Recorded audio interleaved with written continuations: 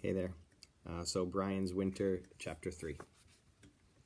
He decided he needed a stronger weapon, a larger bow. He thought of it as a war bow. He would need arrows tipped with some kind of sharpened head. He had been hunting with wood arrows with fire-hardened tips, but all they did was make a hole. They didn't provide any cutting action, which he felt would work best with a stronger bow. He used a hardwood tree he found by the lake. It had straight branches with a slickish gray bark and seemed to have a snap to it that other woods didn't hold. He spent one whole day cutting a long, straight piece of wood and skinning and shaping it with the hunting knife and his hatchet into a bow shape slightly longer than he was tall. He did not hurry, but kept at it with a steady pace, and by dark the bow was ready to dry. Arrow shafts took 2 days in the sun to dry once they were stripped off their bark, and he thought the bow might take 4 or 5. He took time to cut another straight limb and shape another bow, working by firelight into the night. It wouldn't hurt to have 2 bows, and if one broke, he had a backup. He had not hunted for 3 days now, but had eaten well of food bird and rabbit on his last hunt, and he took time to take 2 fish from the pool and cook them before going to sleep, boiling them into a fish soup, which he drank spooned, finger-picked, until the bones were clean. That night it was cold enough so that the sleeping bag felt almost delicious. And just as he closed his eyes, it came to him. All the signs, all the little nudges. The cold would get worse. Summer was over. He would not get rescued. He had finally given up on it and no longer listened or looked for planes. And he was going to get hit with a northern winter. All of that came to him just as he started to doze, and it snapped him awake, kept him awake until exhaustion finally made him sleep. In the morning, he awakened with the same feeling of urgency and spent the day cutting arrow shafts from the willows for his war bow, trying to reason out what he needed to do to get ready for the coming winter. He had no warm clothing or footgear. The sleeping bag was a good one, though not a true winter bag. It was effective to perhaps 20 above, if used in a good shelter. But that was all he had, the sleeping bag, and he couldn't spend all his time just lying in the bag. He would starve and die. He would have to continue hunting, eating, living. He looked at the shelter with his new eyes. He had repaired the damage the bear had done. He studied his home while stripping the bark from the 24 arrow shafts he'd cut for the war bow. 3 sides were of rock and they were snug, but the side he had filled in with logs and limbs and branches was far from airtight. He could see through it in several places and would have to be winterized. He could pack it with dead leaves or even cut strips of sod with the hatchet to fill it in, and make an insulated door by stuffing 2 woven frames full of leaves.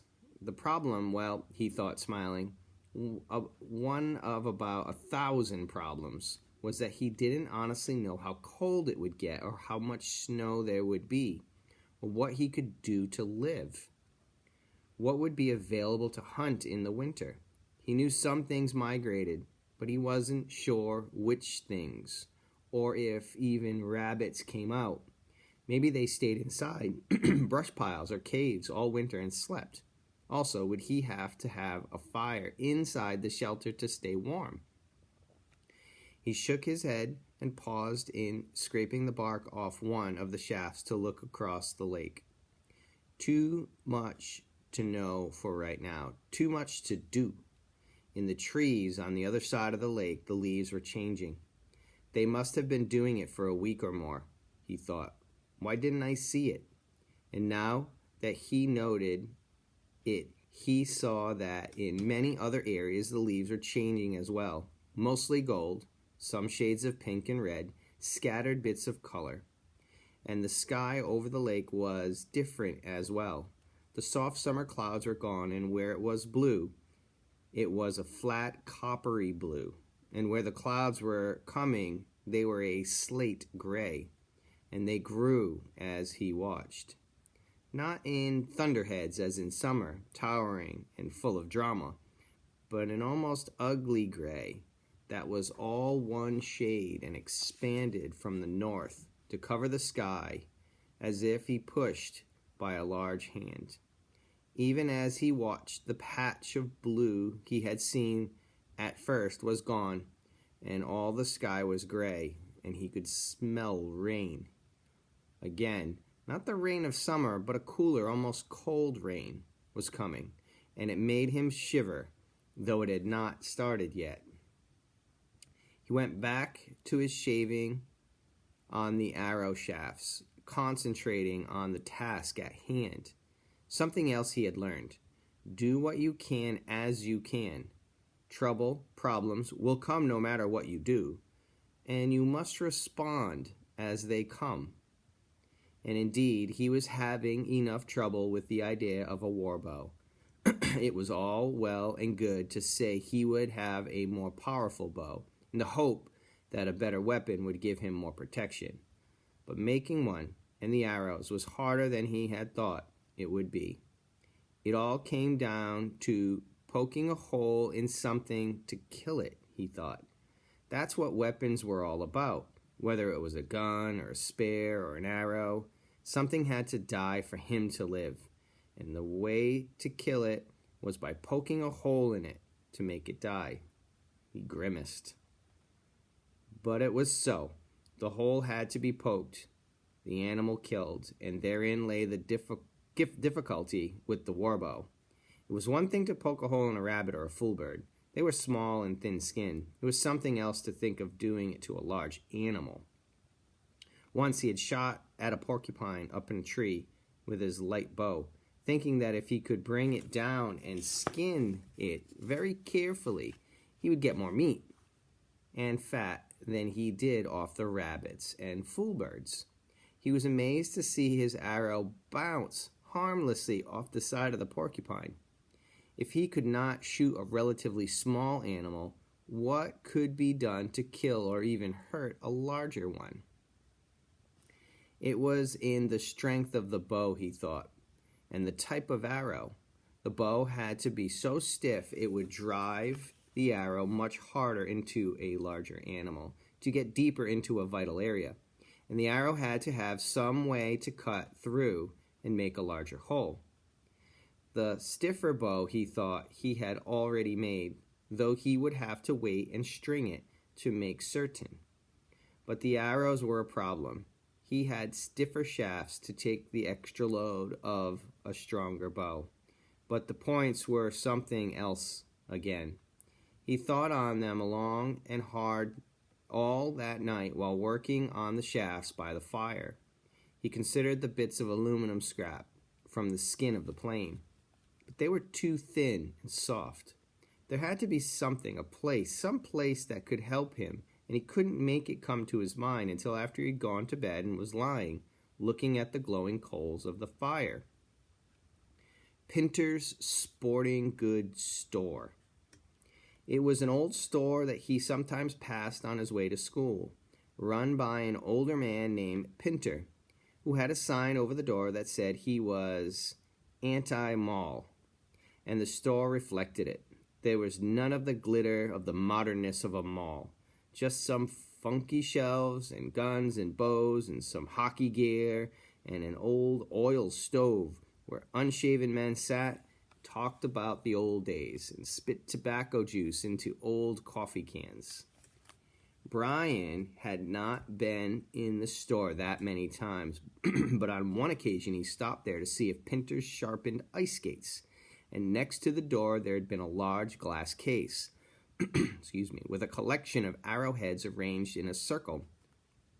He had stopped to study them, and he had thought then that it was a beautiful collection of intricately carved points, all laid out on red velvet, and he did not then or later think of what they really were: tools for hunting. Only now, lying in his bed, in his bag, looking at them in his mind, did it hit him just exactly what they were: arrowheads, tips for arrows to make them punch holes, some very small, some large and wide, and all of stone, and all with sharpened edges. Those people were the pros, he thought, the Native Americans who had made the points centuries before. They lived all the time as Brian was trying to live now, and they had experimented for thousands of years to come up with the designs of the heads. Brian closed his eyes and tried to remember how they had looked. When he had an image, he smoothed a place in the dirt next to the fire and drew 5 outlines that he thought he remembered correctly, tried to make them roughly the same size as the originals in the collection. 3 were small, and he ignored them. 2 were quite a bit larger, and these he studied in his mind, pictures as well as in the lines in the dirt. There could be only one reason for a larger arrowhead: to kill a larger animal. They worked that out, he thought. They found, after thousands of years, that a larger head killed a larger animal. All my research has been done. Now, he thought, all I have to do is find a way to make stone arrowheads. He searched his memory, what he had learned in school, seen on television, read in books, and nowhere could he find a picture of anybody saying how stone arrowheads were made. Well then, start with what you know. The arrowheads were made of stone, so find a stone that will work, he thought, and went to sleep thinking of all the places around the lake where he had seen stones. In the morning, he awakened famished, as if he hadn't eaten for a week. There were only 4 fish left in the fish pool and none on the line, which bothered him, and he ate 2 of the larger fish to take the edge off his hunger. He would have to hunt today and get meat and set the arrowhead problem aside. Mid-morning, after cleaning the camp, trying to hide the pot inside his shelter in case a bear came back, he set off to the north. The months that he lived on the L-shaped lake, hunted the area, he'd come to know the surrounding region like a large yard, except for predators, which ranged constantly, looking for food. Most animals seemed to stay pretty much in the same location. Because they started there, they tended to grow there. North, about half a mile, it was best for hunting rabbits. There was a large patch as big as a football field, where the ancient fire had burned the trees off and left brush. Rabbits had hidden there from predators because they could escape into the thick brambles easily. Because they had come there and had been able to live there, they had increased, as rabbits do, and now there seemed to be rabbits wherever Brian looked in the patch. It was unusual for him to go there without getting several good shots, and though still often missed, he had worked out a ratio of 5 to 1. He seemed to get 1 rabbit for about every 5 shots on rabbits. The ratio was 7 to 1 on fool birds. Although he had hit the last rabbit he shot at, he felt lucky, and he approached the brushy area with an arrow already nocked on the string. Things never happened as planned, however, and because he was concentrating on looking for rabbits, he very narrowly stepped on a fool bird. It blew up under his foot in a flash of leaves and feathers, like a grenade detonating, and flew off at a quartering angle away and to Brian's left front. Without thinking, he raised the bow, drew and released the arrow, and was absolutely flabbergasted to see it fly in a clean line, intersect the flight line of the fool bird, and take it neatly through the center of its body. It cartwheeled to the ground, and Brian ran over to it. Though it looked dead, he broke its neck with a quick snap to make certain it was gone. Incredible, he thought. If I lived to be 100 and tried it 1,000 more times, I would never be able to do it again. Just a clean, reflexive shot. But more. He pulled the arrow out of the dead foolbird and wiped the blood off it and turned to walk back to camp with the same arrow and on the string. He took 5 steps and a rabbit jumped out from a bush on his right, and in one smooth action, dropped the dead bird, raised the bow, drew the arrow and released it, and saw it take the rabbit through the chest at a flat run. It died before he could get to it, and he picked it up. That night he cleaned them both and made stew, boiling them together, and ate the meat, drank the broth until he was packed full, his stomach rounded and bulging. 2, he thought, 2 with the same arrow, and both moving, and both hit almost perfectly. He took the arrow from the rest of them and propped it in the corner. That, he thought, is my lucky arrow. In the same instant, the word medicine came into his thought. It is my medicine arrow. He had not planned it, not meant to think the phrase, but it came and he knew it was right.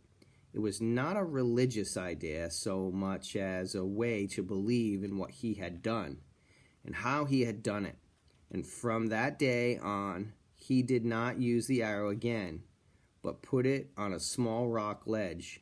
When things were bad, he would look to the arrow on the ledge and think of how right it had been. 1 arrow, 2 kills, and a full belly on 1 day. That night before he went to sleep, as he lay in his shelter with the light from the fire coming through the opening, he took a stick of charcoal from the fire and drew what he had done on a rock wall above his bed. A stick figure with a bow shooting an arrow at 2 stick animals, 1 bird, 1 rabbit. And the lines showed how the same arrow had taken both of them. When he was done, he shaded in the animals and the figure of the boy with the charcoal to give them body, working in the flickering light.